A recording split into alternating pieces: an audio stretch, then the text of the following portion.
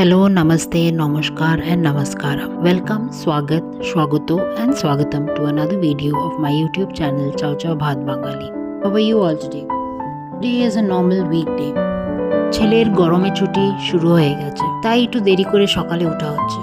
পরকে সকালবেলা ব্রেকফাস্ট আর tiffin pack করে দিয়েছি, ও অফিসের জন্য বেরিয়ে পড়েছে। তারপরে সকালবেলা বানালাম হচ্ছে আমার জন্য ডিম পোচ, আর ব্রেডের সাথে খাবো বা বানের সাথে খাবো, আর ছেলের জন্য একটা এগ স্যান্ডউইচ করে দিব, আর শ্বশুরমশাইকেও এগ স্যান্ডউইচ করে দিব। আর এই সাথে সাথে আমি রান্না বসিয়ে দিয়েছি, যেহেতু 9টা বাজে, 10টার ভিতরে 11টার ভিতরে রান্নাটা শেষ করতে হবে, নাহলে তো জল সেই গরম, বাসনপত্র ধোয়া যায় না।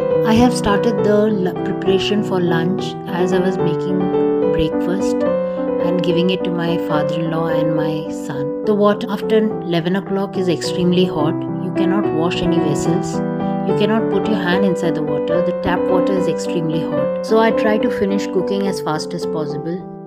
लंच में मैंने बनाया कैबेज की सब्जी, दाल और कॉलीफ्लावर के साथ फिश करी। हम बंगाली है तो हमारे घर में रोज फिश करी होता ही है, और नहीं तो चिकन करी या अंडा करी रहता ही है। नॉन वेजिटेरियन डिशेस ज़्यादा होता है और वेजिटेरियन डिशेस कम। ये देखिए मेरा ब्रेकफास्ट मैंने साइड में रख दिया था। मैंने सोचा कि लंच बना लूँ, उसके बाद मैं आराम से बैठकर अपना ব্রেকফাস্ট করুঙ্গি। তো আমাদের মেয়েদের লাইফে এটাই হয় যে আমরা আমাদের খাবারটা আমরা লাস্টে খাই বাড়ির সবার জন্য করতে করতে, আর যখন কোনো কাজের তাড়া থাকে তো আমরা ভাবি যে ঠিক আছে পরে আরামসে বসে খাবো। বিয়ের পরে আমাদের মেয়েদের প্রায়োরিটিজ অনেকটা চেঞ্জ হয়ে যায়। বিয়ের আগে আমার মনে আছে মা আমাকে বলতো খেয়ে নে খেয়ে নে, আর আমি বলতাম হ্যাঁ খাবো, পরে খাবো, এটা করি ওইটা করি, এই কাজ করতাম ওই কাজ করতাম। আর এখন ভাবি যে বাড়িতে যদি থাকতাম মা বলতো এতক্ষণে এত দেরি করছিস কেন, তাড়াতাড়ি করে খেয়ে নে। ছেলে বললো মামা আমি বানের সাথে ক্যারেট খাবো, তো ওই গাজর কেটে দিয়েছি। In a girls life after she is married, while she is making breakfast, first she serves to the other family members, and by the time she has her own breakfast the food becomes cold. So that is what happens with me most of the days. I prepare my breakfast and I keep it aside, and then in the end after everybody is finished and I finished all my work and then I have my breakfast, I can sit down peacefully on the chair and then have. তো এই দেখুন আমার শ্বশুরমশাইয়ের ব্রেকফাস্টটা আমি বানিয়েছি, egg sandwich করেছিলাম, আর ওনাকে অল্প একটু সস দিয়ে দিয়েছি। ওনার টমেটো সস খাওয়া বারণ, ডাক্তারে বারণ বলেছে যেহেতু ওনার কিছু হেলথ রেস্ট্রিকশনস আছে বলে। তো এই যে দুজনে বসে ব্রেকফাস্ট করছি। টমেটো সস ওনাকে মাসে একবারই দেওয়া হয়, ওনারও খুব পছন্দ। আর আমি এই ফাঁকে মাছটা ধুয়ে আমি একটু লবণ হলুদ দিয়ে মেখে রেখেছিলাম কলিফ্লাওয়ারের সাথে। তারপরে ছেলেকে বললাম চলো একটু লেখবে, ছুটি হয়েছে তো কী হয়েছে, তো ও বলছিল না মাম্মা আমার ছুটি, আমি লিখবো না। আর এই দেখুন পড়তে মানে লিখবে আর খেলবে, খেলা আর ওর শেষ হয় না। এটা খেলবে ওইটা খেলবে, ও একটা অ্যালফাবেট লিখছে, বি আর অ্যালফাবেট লিখছে, আর গল্প মানে দুনিয়ার রাজ্যের গল্প আমাকে বলতে থাকে।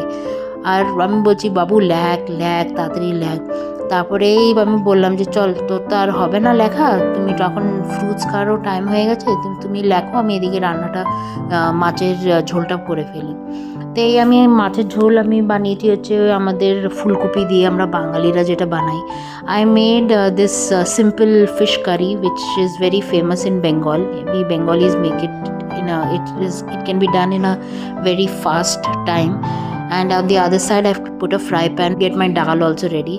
So first I need to fry the fish. As I'm frying the fish, on the same time I've put oil on the other pan for my dal. My rice is ready, my cabbage sabji is ready. আমার ক্যাবেজের সবজিটা ready হয়ে গেছে, মানে বাঁধাকপি তরকারিটা ready হয়ে গেছে। আর এই দেখুন ডালটা আমি এখন বাগার দিব, তো এই রেডি করছি। একটু ঘন হয়ে গেছে তো জল দিয়ে এটাকে একটু পাতলা করব। জল একটু হলুদ দিয়ে হলুদটা দিয়ে দিব আর একটু পাতলা করে নিব। ফোড়ন আমি বেশি কিছু দিই না, আমি ওই জিরে আর রাঁধুনি দিই। For my dal tadka I gave only cumin seeds and radhuni. Radhuni is available in most of the Bengali shops. এই যে বাগারটা দিয়ে এখন ডালটা দিয়ে দিব, তারপরে একটু সিদ্ধ হতে ছেড়ে দিব। আর এদিকে আমার মাছ ভাজাটা হচ্ছে, মাছ ভাজা রেডি হয়ে গেলে আমি ফুলকপি এটার মধ্যে ভেজে নিব। খুবই সোজা একটা মাছের রেসিপি।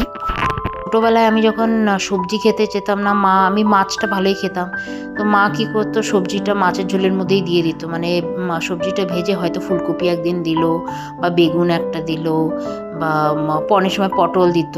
দেখতাম মাকে এরকমভাবে, তাতে আমি সবজিটা কোনোভাবে খাই ভাতের সাথে, সবজিটা খেতে যেতাম না, তো তাই মা কি করতো মাছের ঝোলের মধ্যে এইভাবে দিয়ে দিত। আর বিয়ের পরে যখন আমি এই রেসিপিটা বরকে বানিয়ে খাইয়েছি, ওরও খেয়ে খুব পছন্দ হয়েছে, ওরও খুব ভালো লেগেছিল।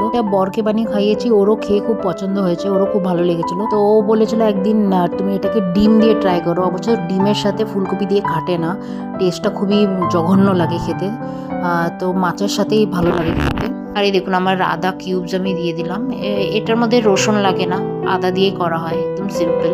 ফুলকপি আলুটাকে ভেজে ওই তেলের মধ্যে, মানে যে তেলে মাছ ভাজা হচ্ছে ওই তেলেই করা হচ্ছে। খুবই সোজা একটা recipe. It's a very simple recipe that we make Bengali house, that is with cauliflower, potato and fish. We need to first fry the fish in oil, and after semi-fry the fish, and after the fish is fried in the same oil we fry the cauliflower and the potatoes, and then we put a little bit of cumin seed, chili, and one bay leaf and ginger, and then you have to put the masala, that is cumin powder, dhania powder, and a little bit of haldi, salt, and little bit of sugar. So after you put all these, you need to add water and mix it up properly and need to boil it for some time. এই যে আমার হয়ে গেছে। In the end I've garnished with a little bit of coriander leaves. লাস্টে একটু ধনে পাতা দিয়ে নামিয়ে দিয়েছি। তো আমার লাঞ্চ প্রিপারেশন হয়ে গেছে, পুজো দেওয়া হয়ে গেছে, আর এই যে এদেরকে খেতে দিয়ে দিয়েছি। পরে আমি লাঞ্চ করব, তারপরে তো ছেলে ঘুমাবে। ঘুম থেকে উঠে আমি ওকে রেডি করে দিয়েছি। ওর বাবা ফোন করে বলেছে যে একটু বেরোবো। অ্যাকচুয়ালি বেরোনোর কারণ হচ্ছে আমরা এখানে খবর পেয়েছি যে এক জায়গায় পাকা কাঁঠাল পাওয়া যাচ্ছে, তো ওই জন্যই বেরোবো। এখানে পাকা কাঁঠাল সহজে পাওয়া যায় না, বেশিরভাগই ইন্ডিয়া থেকে কেউ না কেউ নিয়ে আসে। তো কিছুদিন আগে আমার হাজব্যান্ডের কলিগ নিয়ে এসেছিলো বাড়ির থেকে, ম্যাঙ্গালোর থেকে, কর্ণাটকা থেকে নিয়ে এসেছিলো, তো তখন খেয়েছিলাম। তো এই আমরা একটু খবর পেয়েছি যে কাঁঠাল পাওয়া যাচ্ছে, তো চলুন এই যে আমরা কাঁঠাল নিয়ে এসেছি, দুটো পেয়েছি, তো এই এখন কেটে রাখছি, কেটে কালকের জন্য সকালে খাওয়া হবে। তো যদি এই ভিডিওটা আপনাদের ভালো লেগে থাকেন, লাইক শেয়ার সাবস্ক্রাইব করতে ভুলবেন না। তো আমি আজকে এখানেই ভিডিওটা শেষ করছি। If you like this video, please do like, share and comment, and don't forget to subscribe, please do subscribe.